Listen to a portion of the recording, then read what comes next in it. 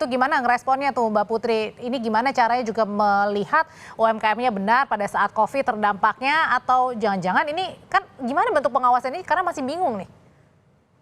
Ya memang tentu harus selektif, hati-hati, perlu dilihat case by case, mana yang masih bisa ditagih, mana yang memang sudah tidak bisa ditagih. Makanya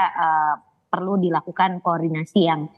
intensif antara pihak bank-bank himbara juga dengan pemerintah, supaya kalau memang kreditnya masih bisa direstrukturisasi ataupun masih ada upaya untuk penagihan secara optimal masih bisa dilakukan untuk kredit-kredit tersebut, tidak perlu dipaksakan untuk hapus buku dan hapus tagih. Makanya kami berharap nanti setelah PP ini turun akan ada peraturan yang jelas terkait dengan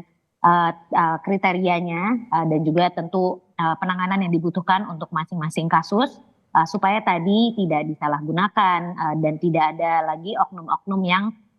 malah membuat kebijakan ini menjadi terlihat kurang baik gitu, misalnya karena memanfaatkan untuk mendapatkan fasilitas tanpa harus membayar. Makanya kriteria ini dari awal kita juga sudah sering wanti-wanti ke bank-bank BUMN dan juga OJK tentunya pasca kita menetapkan Undang-Undang PPSK di tahun 2023 supaya kriteria yang jelas tersebut, misalnya terkait dengan kredit macetnya karena alasan apa,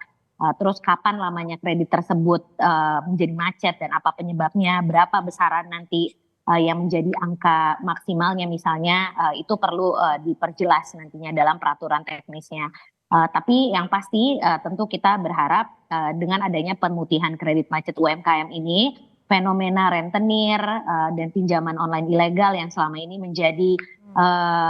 seperti jalan keluar, jalan pintas dari para pelaku UMKM yang sudah tidak bisa mengakses kredit dari perbankan atau lembaga-lembaga lainnya yang memang legal dan terdaftar di OJK, itu sudah tidak ada lagi karena memang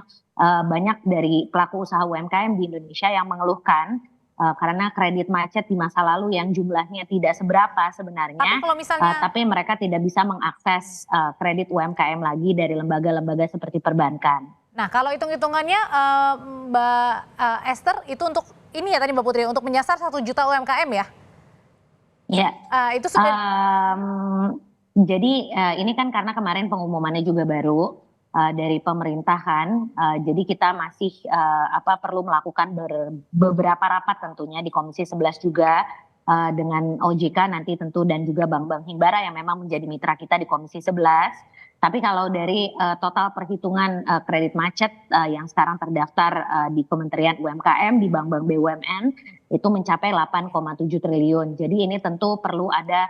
penelusuran yang lebih menyeluruh lagi di setiap bank. Tadi yang saya bilang di awal, setiap case-nya nanti perlu dilihat oleh direktur kreditnya sehingga tidak menimbulkan moral hazard yang tadi ditakutkan.